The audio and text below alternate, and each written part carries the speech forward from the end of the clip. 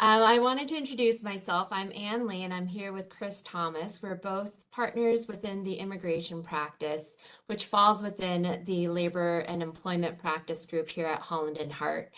A little bit about our practice. We do immigration, so we focus on employers and helping sponsor visas and green cards in order to optimize their talent, but also the other side of it, which often comes with compliance and making sure that you do have a valid workforce. Excuse me, which is so important, especially in today's times with the landscape. And I'll hand that over to Chris to dive into deeper. All right. Well, thank you very much, and nice to be here with all of you. Thank you for joining us today. If we could go to the next slide.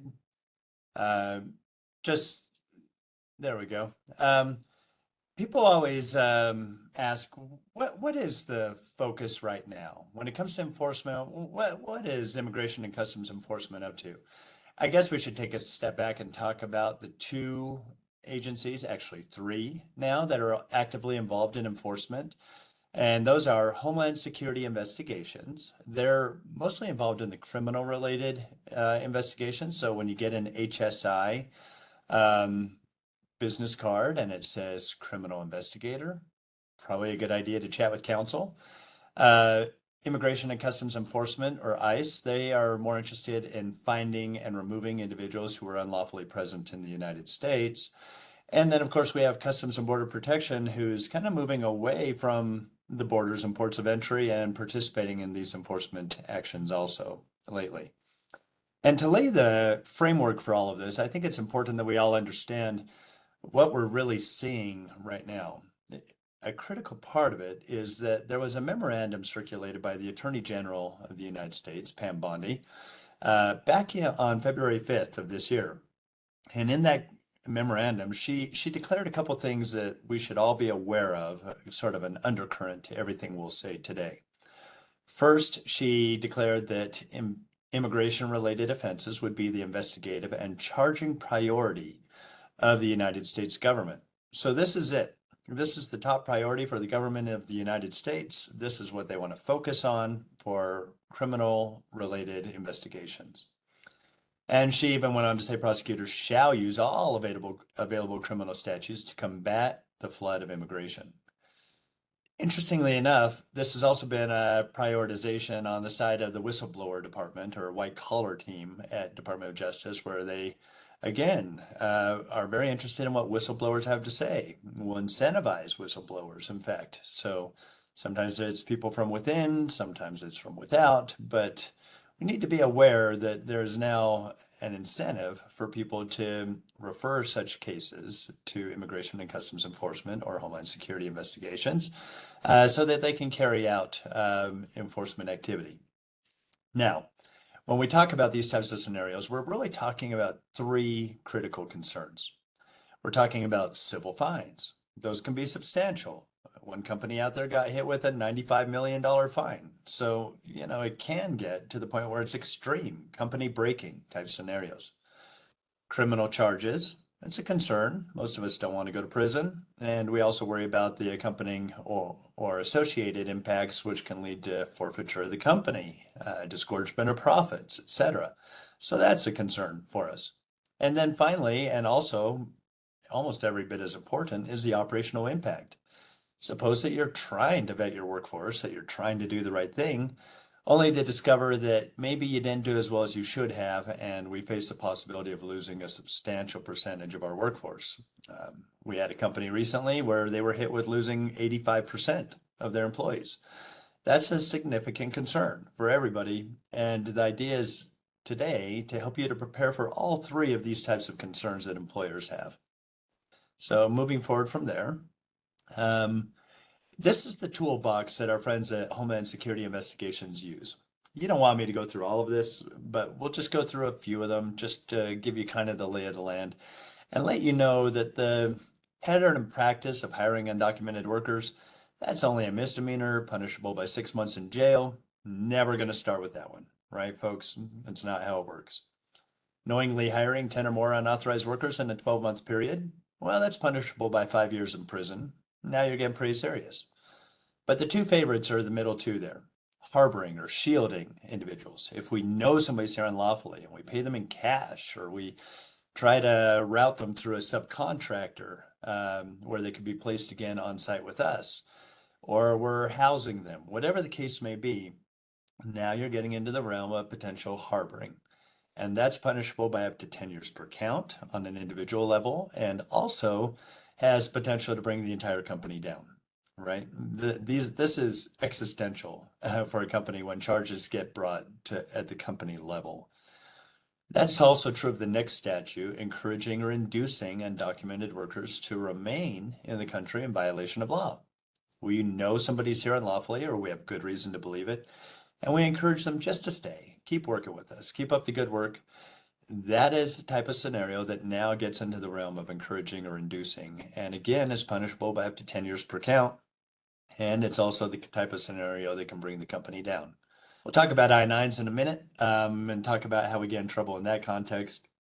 And then every once in a while, and this is obviously the primary focal point, but not the focal point, and that is forced labor, benefiting from forced labor. If you see anything at all, right, where people are getting paid for placing people on site at your work site or anything along those lines, other than a reputable staffing agency, etc., then that's a concern, right? That's the kind of situation that would put us on notice that we may have problems with forced labor or something. And even benefiting from that scenario is going to be enough to bring the company and you down.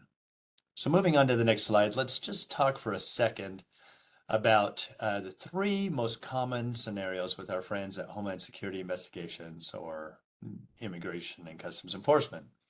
There are three types of scenarios. Now, we do an entire training on this. We're not going to try to hit all of these today with you, but just give you a high-level view. The first one is the knock and talk. That's when these people come in, they're friendly, big smiles, and they want to chat with you. Tell us about your hiring practices. Tell us how you recruit, etc. Please understand that these agents are under enormous pressure these days. They certainly aren't coming just to make friends, right? Remember, the investigative and charging priority of the United States is to bring criminal charges and immigration-related cases. So often what this means is that they don't have enough evidence to get a warrant from a federal judge or magistrate.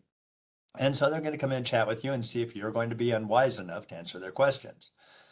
The best response, of course, is we have a company policy in this when they're asking questions, and just say, we have a policy. We don't speak with law enforcement without legal counsel present, and then make sure you get your attorney on the phone, who will shut it down very quickly, as you might imagine. The next one is when they come in to serve you with a notice of inspection. We want to see your I-9s. Often in those situations, they'll try to get you to waive the 3-day rule. Just, why don't you give us the I-9s today? Well, under the law, you have 3 days in which to produce that documentation, sometimes substantially more, in fact, if your outside counsel negotiates an extension of time. And you want to take advantage of that because before you hand anything to our friends in the federal government, we want to make sure it's in good shape, that everything's accounted for. These I-9 audits are also not as innocuous as they may seem. Some people think, well, it's just paperwork. It's not exactly right. We had a situation just very recently where an I-9 audit occurred. The owner of the company just handed all the documentation over, thought everything was fine. 2 weeks later, they came in with warrants and they raided his hotel facilities. Obviously, that was a surprise. A couple weeks later, they came in and they raided his home or executed a search warrant on his home. And then suddenly his accountant's calling him and saying, hey, I just got a grand jury subpoena, etc. So remember that things are not the way they once were. Everything immigration has the goal of trying to bring criminal-related charges if they think they can. And then, of course, the dreaded raid. This is the shock and awe event. This is the event when hundreds of agents descend upon a location. Just saw one of these in Idaho recently where over 200 agents showed up on the scene. These are major events, military gear, masked individuals, guns drawn, etc.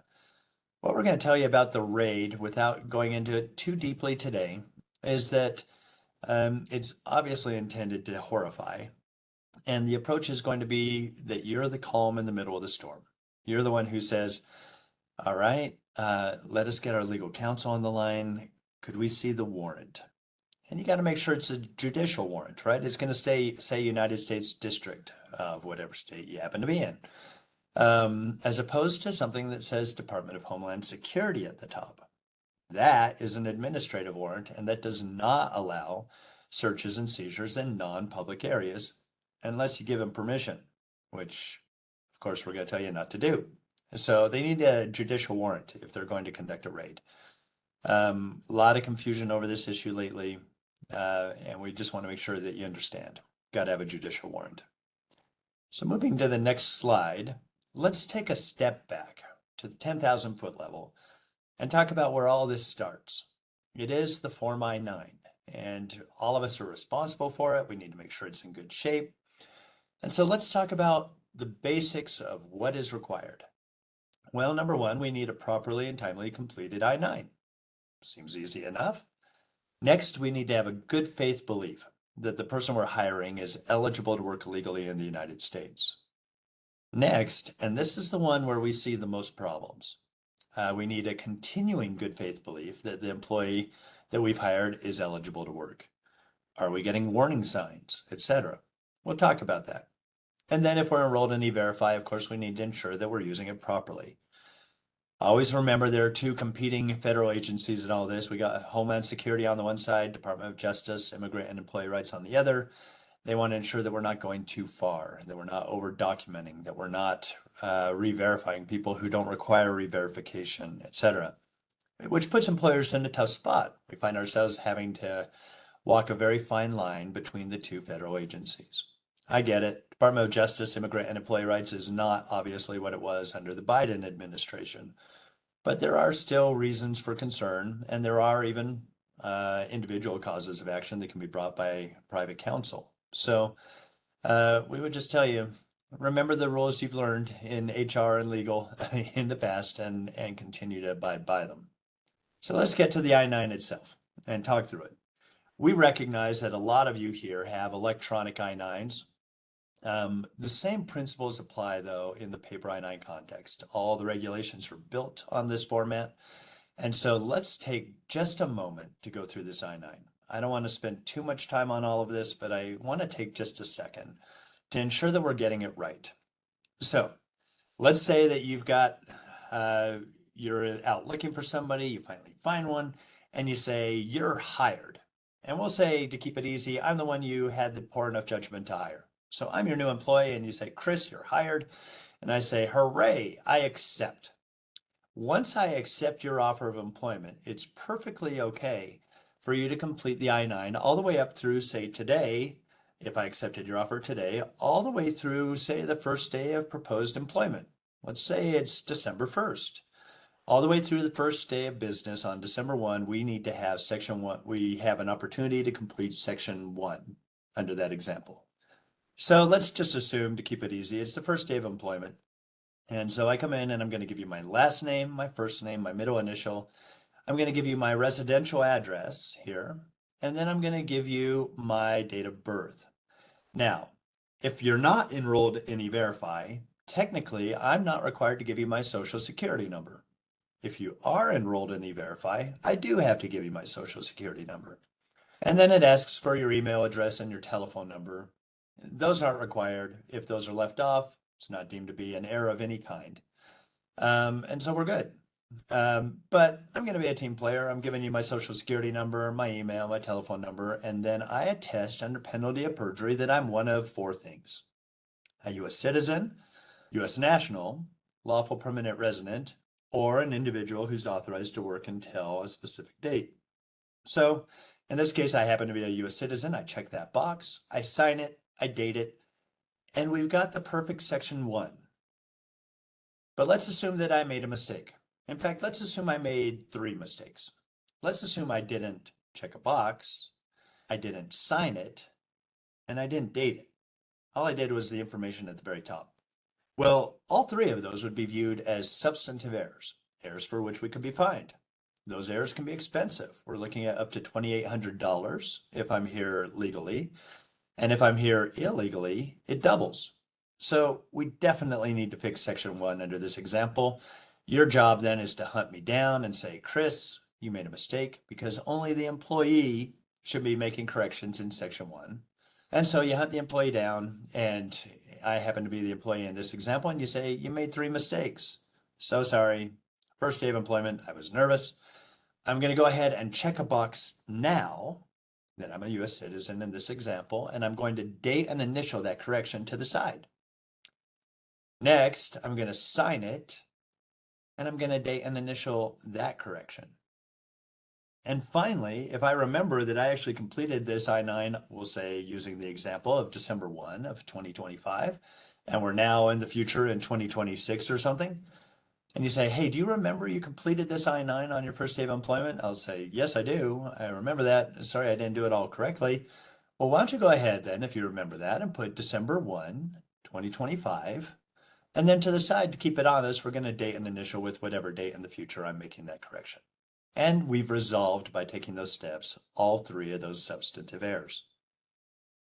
Now, as your employee, I have 3 days following my first day of paid employment to prove to you that both my identity and my employment eligibility in the United States. A list A document accomplishes both, right? I could give you a US passport that proves identity, and it also shows I'm a US citizen, employment authorized. Or I could give you a list B document, say a driver's license, proves identity, and a list C document, which would prove my employment eligibility.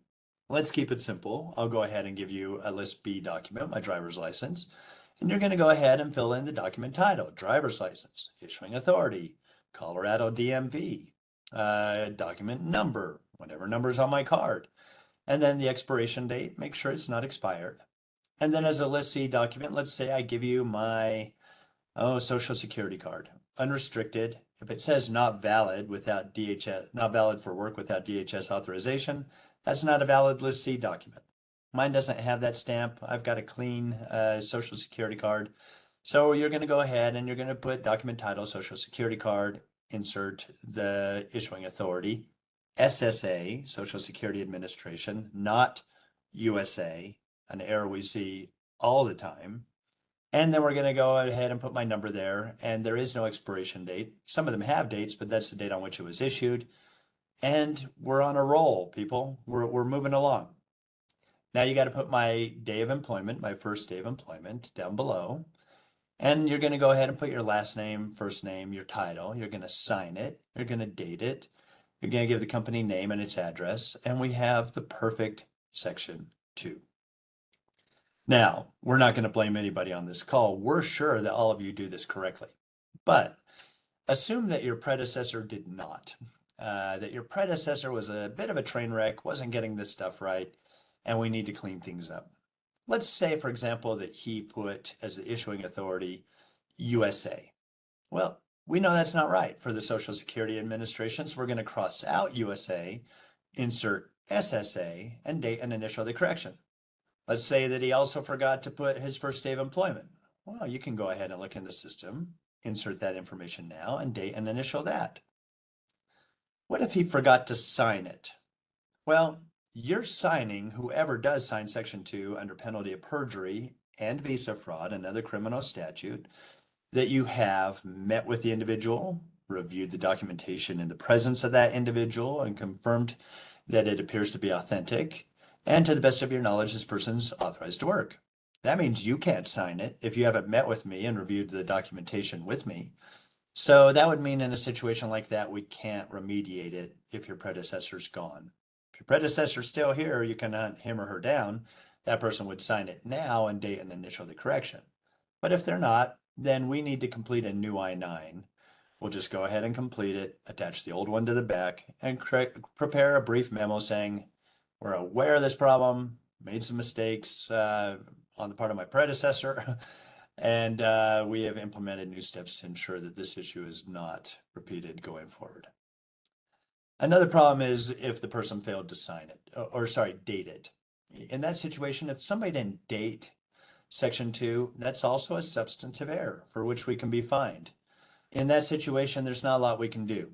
We can't go back in time and hunt that person down and ask that person to date it now. So in that situation, we're not going to complete a new I-9 because that doesn't fix it. We would just be doing an I-9 late.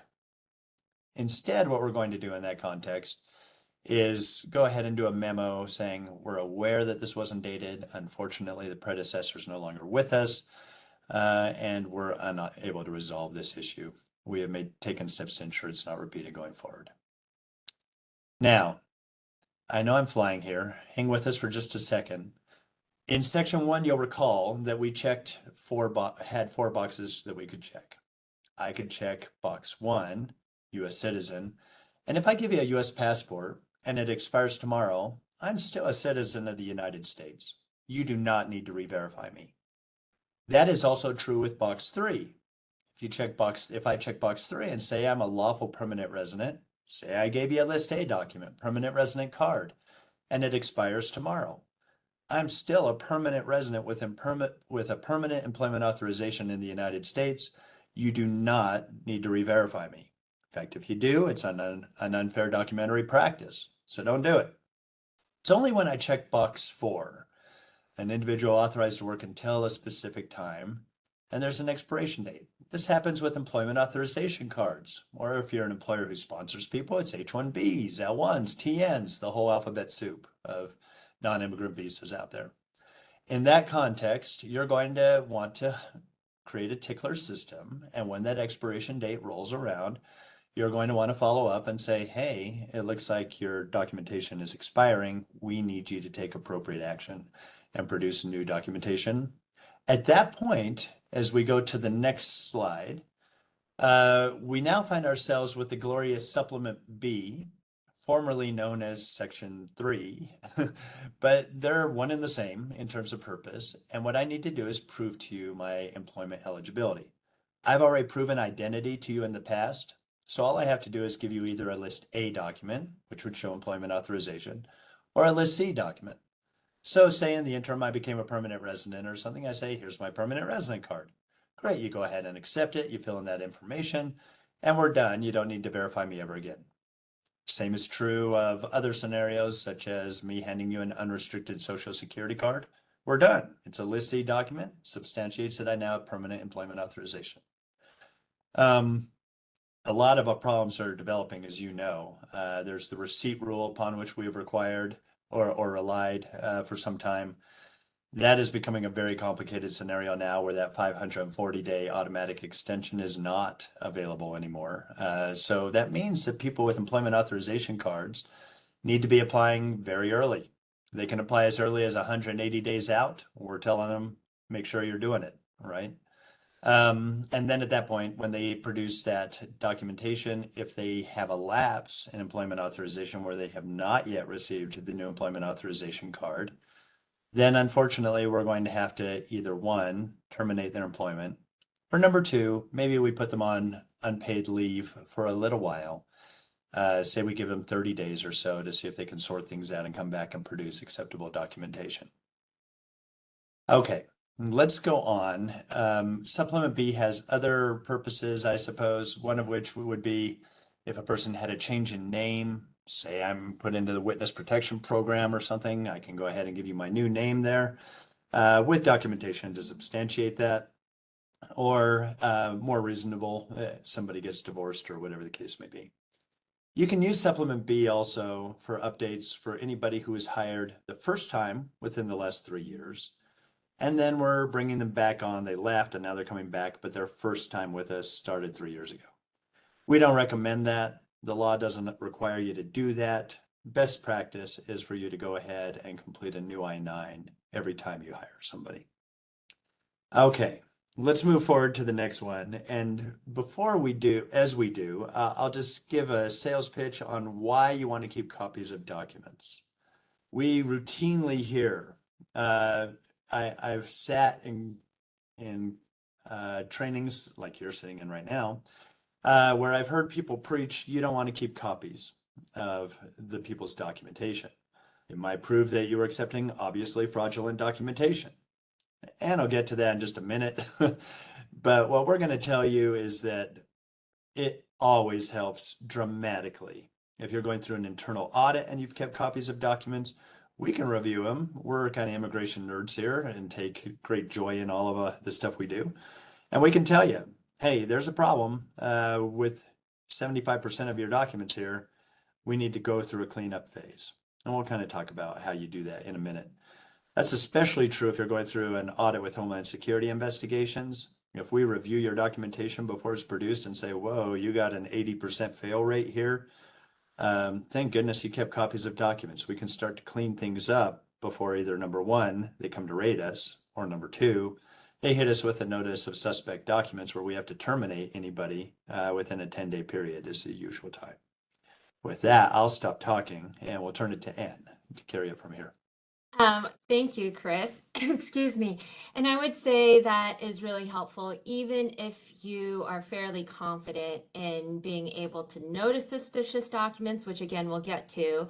But something that we've noticed when we help our clients is even the most confident clients may have issues or a lot of errors in their I-9s. So as I dive into common errors, something that I do want to note is if you're fairly confident, but you're still not sure, especially given the environment that we're in and the direction towards the criminal charges, we can help do a sampling of an audit for you so that we can help spot issues and trends that we're seeing.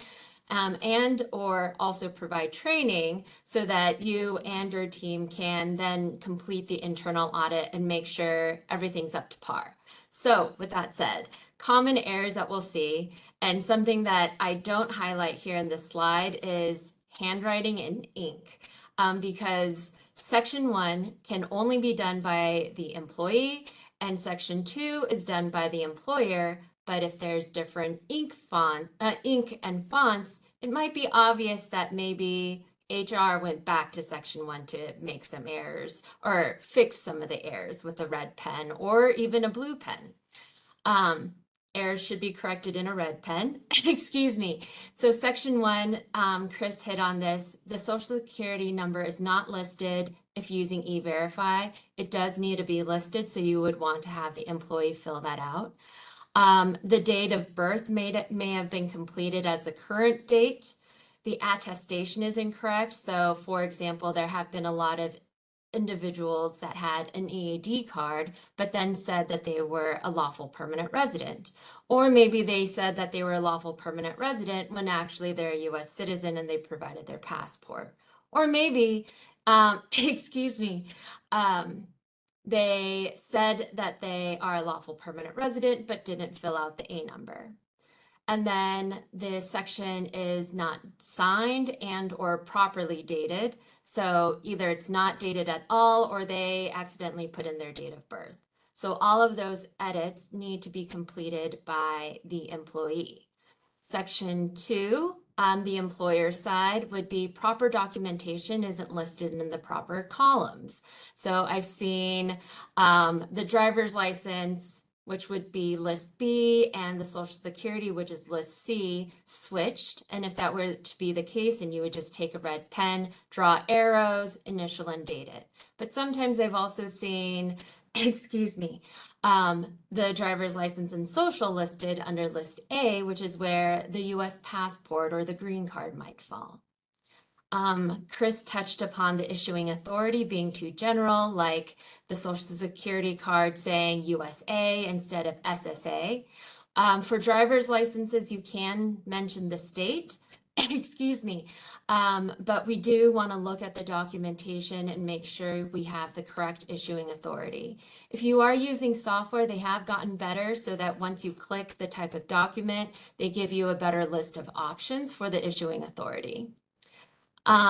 Not enough documentation to confirm work authorization. So an example might be we have a driver's license and a social security card that has restrictions on it. For example, it'll boldly say valid only with ... If that has the language, then it's not an unrestricted social security card, so you would need other type of documentation. Usually it's an EAD card that would confirm that they do actually have valid work authorization. Or sometimes they've seen like a health insurance card and a driver's license. The health insurance card, unfortunately, doesn't confirm work authorization, so not reliable. And then the other is over documentation. Let's say John Doe provided their green card and their driver's license and their social. You only needed the green card, but you have copies of it all. Excuse me. And that may be especially concerning if by chance there's over documentation for a particular population of your employees. So that you are not veering in terms of discrimination or prejudices.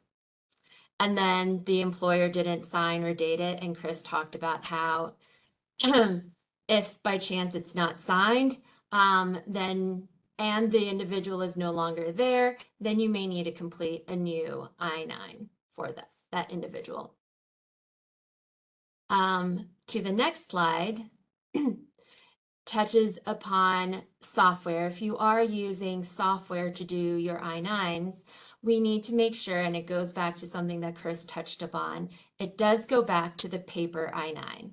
So we need to make sure that there's system integrity, the employee and employer roles, the employee to section 1, the employer to section 2, and there's a clear audit trail of who's accessing and inputting and correcting those fields.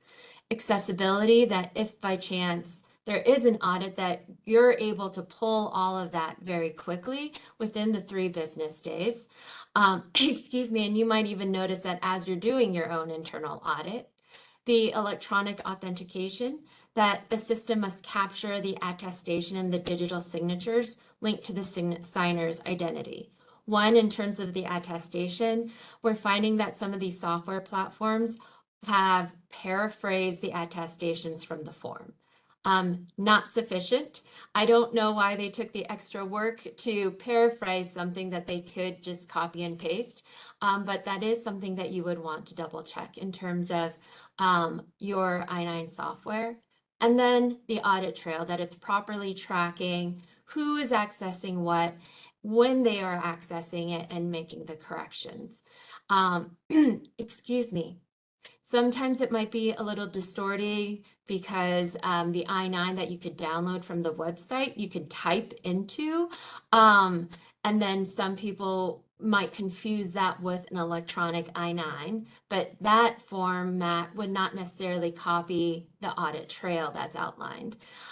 There's been a number of lawsuits, investigations, settlements, some adding up to over $20+ million, where the company did the best that they could with I-9 compliance, but unfortunately it was the software that didn't properly comply with the I-9 requirements following the format of a paper I-9. So I would suggest for you to audit your I-9 system by having a paper I-9 going through, do the fields align? Okay, when I pull the audit trail, does it show employee versus employer? And does it show date and time so that you could properly track it? Excuse me. Similar to if you were to do a paper I-9, you would have been using a red pen to initial and date your corrections. Which brings us to the next slide of, okay, so what is good faith at hiring? And are you expected to be a document expert? Technically, they say, no, you're not expected to be a document expert, except it seems that that may not be true in terms of actual application and liability. So you must accept documents that reasonably appear to be genuine and to relate to the person presenting them. But what it comes down to is, what is reasonable? And so, excuse me, that's something else that we can integrate if by chance you were to ask us to do a sample audit and a training. I've provided trainings where I take some of the work document samples and then provided comparisons of, okay, this is how you might be able to spot it, which brings us to the next slide of an example. For, excuse me, USCIS or US immigration related documents, oftentimes we can use this Charlie 194 test. With that said, the fake green cards and EAD cards are getting a lot better. But here on the top versus the bottom, we have a good comparison. The top is an example that USCIS provides us to use. The bottom is a fake. Excuse me. So the Charlie 194 test is best if we look at the backs of the card. So on the right side, if you look at the top, the first well, the top right ID, the bottom of that card where there's a bunch of letters and numbers, there's a small C1 USA. You'll see that that C is a little smaller than that 1, whereas on the bottom, that C is the same size as the 1. So the top, you want that smaller C. Then you have the one right next to it where it just has a little arrow or bit at the top and then goes straight down with no base to the 1. Whereas if you look at the one on the bottom, it does have a base. The next is the number 9, which I don't think we necessarily have a good example on the top, but on the bottom, right next to 9WAC, to the right a little. Yeah, you'll see that the 9 is very curved and then the bottom tail also curves in, whereas the 9 actually is closer to how it's spelled on the title of the slide, where it's a straight tail. Excuse me. And then the 4, we'll see at the top, there's a 4 next to the LIN. So at the top, it's an open 4, whereas on the bottom next, that's a closed 4. So the triangle with a closure. Other things that you can see based off of the documentation are on the font style. You could see that from the top and the bottom, the font styles are very different. Even the spacing is very different. On the left side, under where it says permanent resident, there's a banner that's kind of curved. It typically says the first or the last name, first name, and then the date of birth. But you'll see at the top, it's kind of evenly spaced and then evenly gets from big to smaller with a very even smooth curve. Whereas on the bottom, there is a curved banner, but the text is almost all the same size, and then it doesn't even go across the span of the photo. You'll probably also notice certain things like font type, like the dates that the card expires versus the resident since are a little different. They're spaced out more and so forth. Excuse me, if you're ever concerned, you could always reach out to us to ask. We're more than happy to provide tips and or other tools that you might be able to use to check for suspicious documents. The next slide is a driver's license. And I'm going to note, I know driver's licenses, there's a different one for every state, and then they seem to change a lot. But the good news is that since all states have moved towards that real ID, almost every state has an update news article or guide about how to check what the new driver's licenses look like because of the real ID. So it's a great resource that you could tap into to compare. Here, there's a few things like ink, font, size, excuse me, where the signature and how it may be, the placement. But the biggest glaring flag here is on the right side, the individual looks very young. And turns out they were a child. Excuse me, it's tied to one of those child labor investigations. So that is something that we would also want to look at, especially depending on the field that you may be in, and maybe you have the requirements based off of age for the machinery that needs to be operated and so forth. I personally had looked at a driver's license where it said that the individual was about 60, late 60s, but the photo looked quite young. We talked to the HR contacts and they're like, No, I mean, they look like the person. No, I don't think that they're in their late 60s. They might be in their 30s. And then when the employer reached out to that individual to bring updated work authorization, they conveniently term their employment. So while it's not a foolproof method, it is something that we do want to check.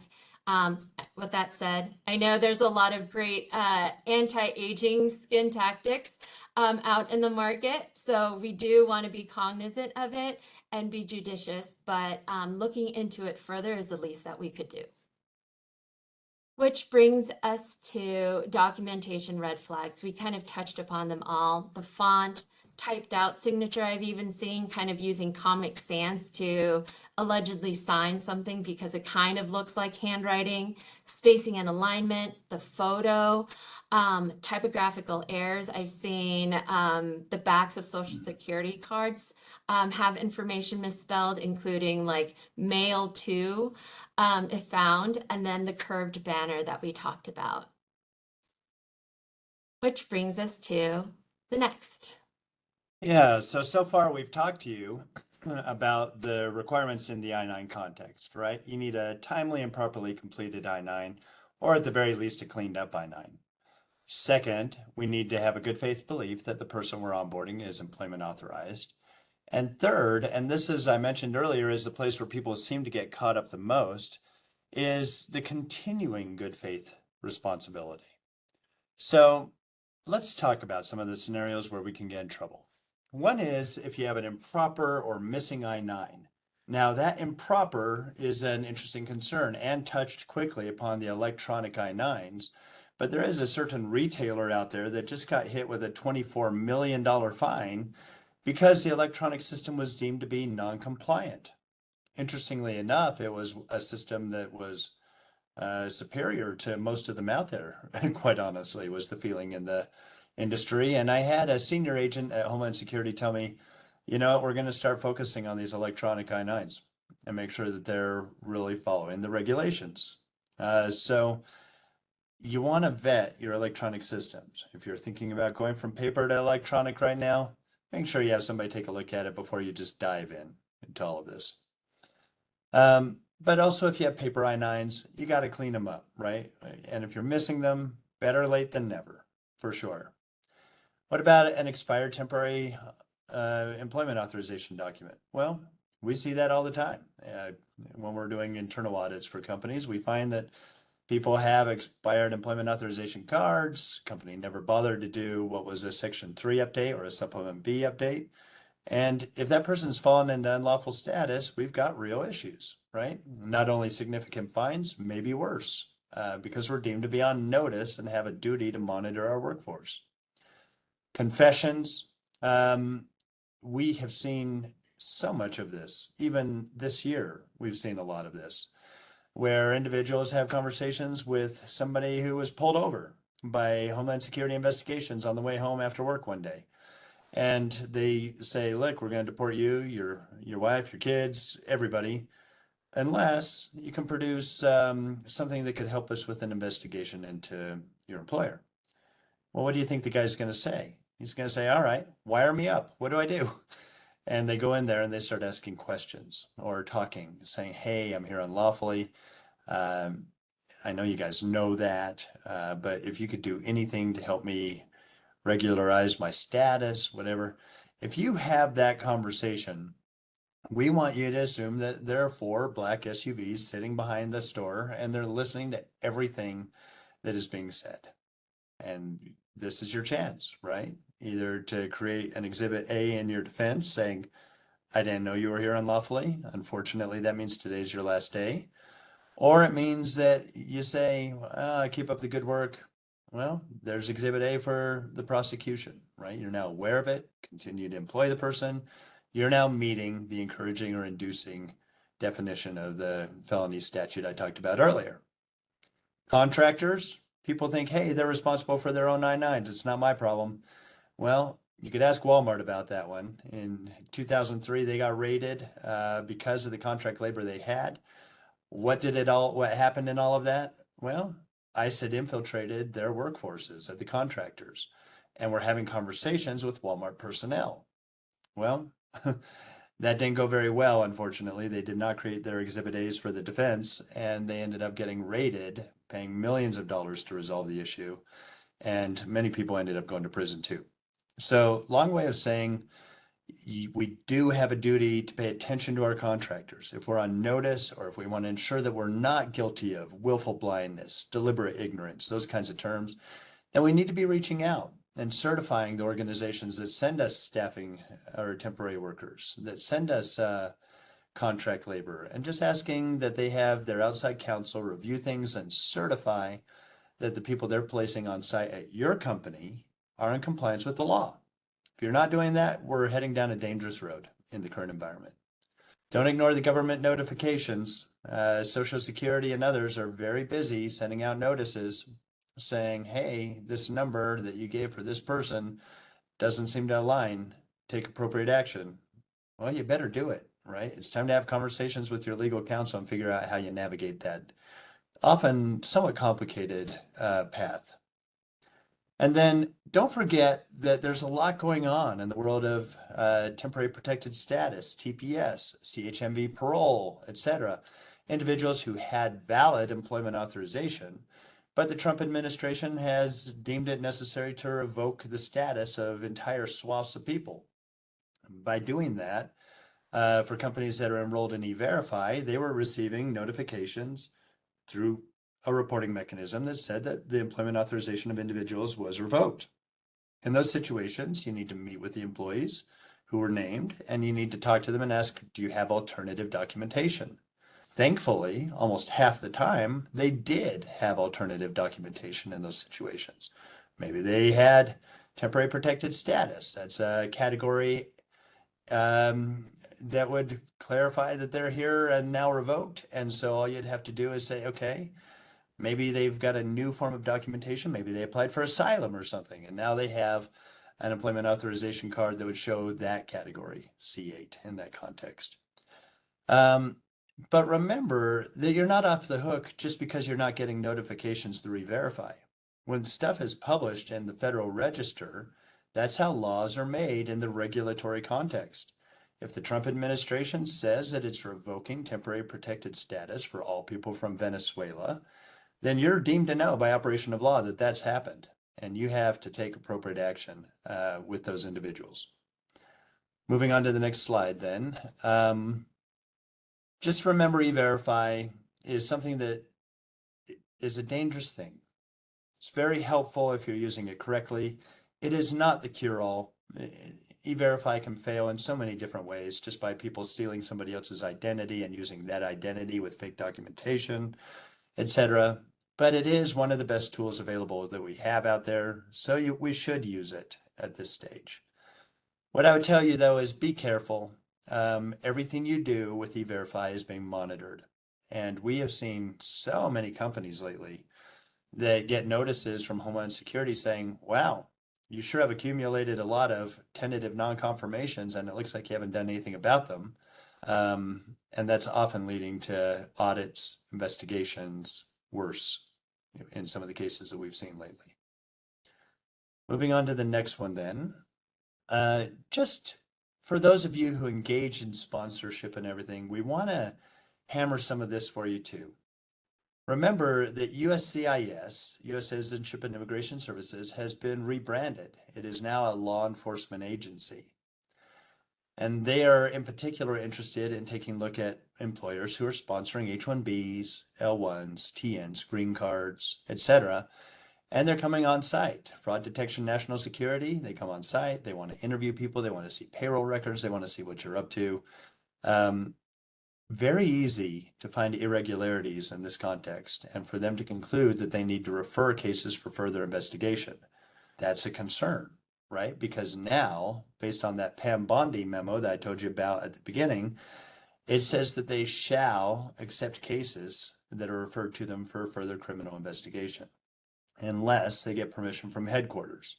They're not going to get it. So they're going to open a criminal investigation into you if an FDNS officer finds irregularities. Department of Labor is also getting involved in the game. They already report that they've opened 175 cases. If they haven't let the employers know. Nobody's talked to us about any of this. But what we can tell you is they're calling it Project Firewall. If you're using H-1Bs, they're coming in and they're looking at your records, and they want to make sure that you're paying people the right wage, that you classified their job descriptions correctly, that you weren't misleading in the job description that you outlined in the petition.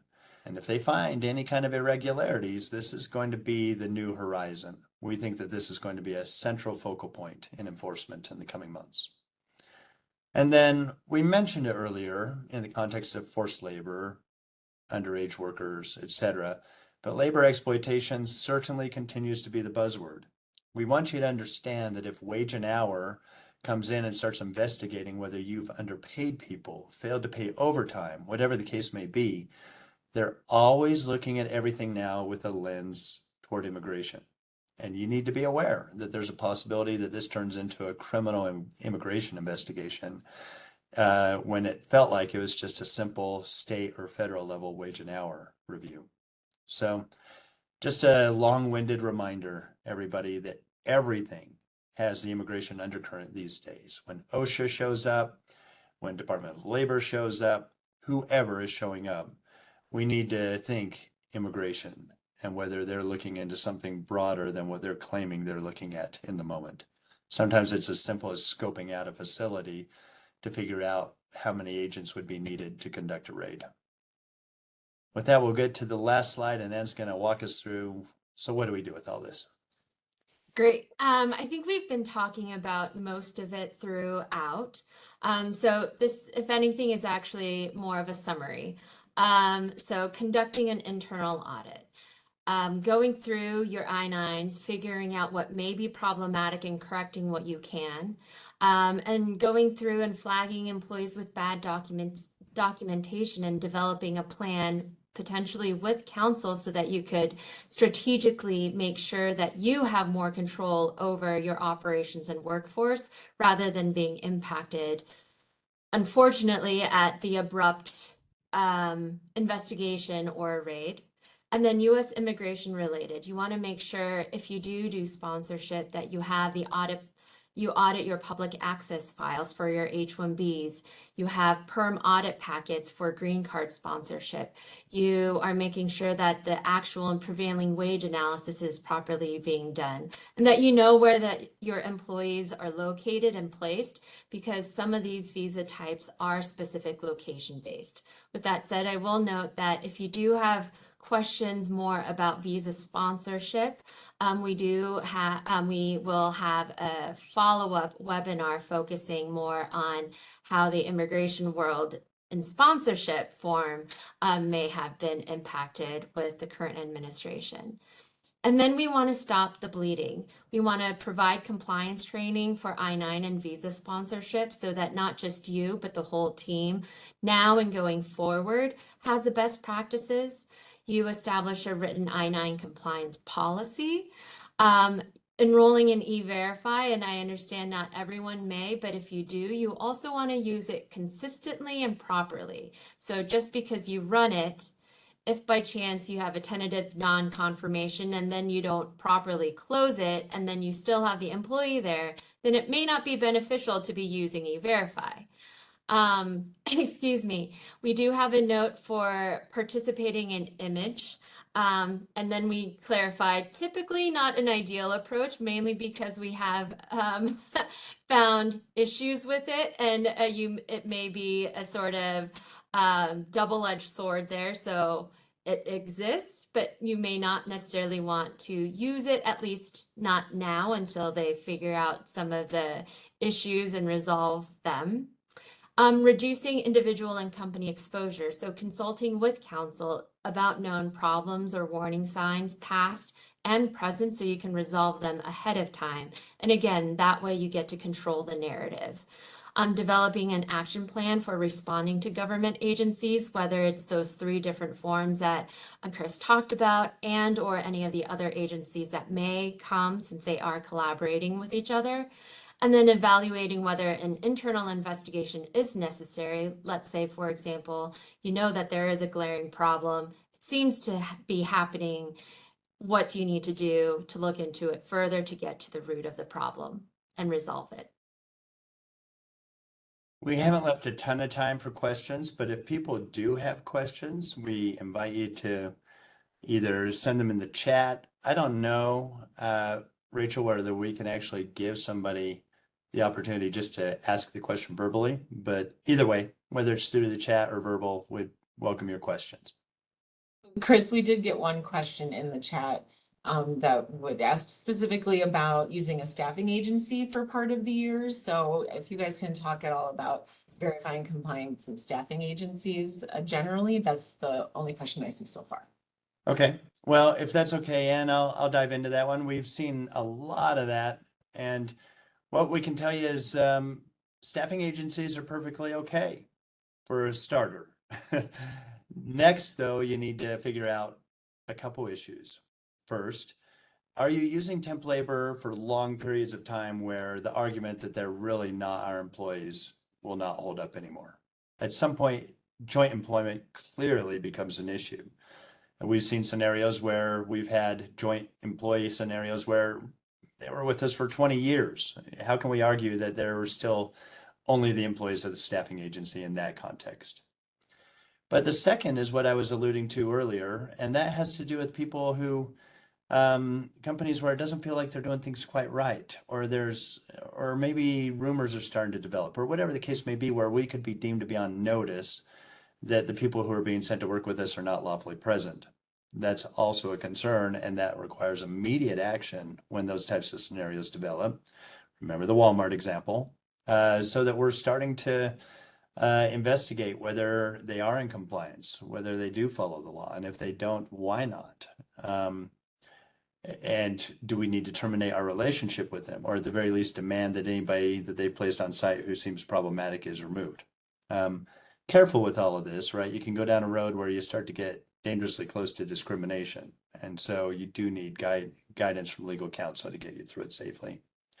And then last, I would just tell you to avoid allegations of deliberate ignorance, willful blindness, etc.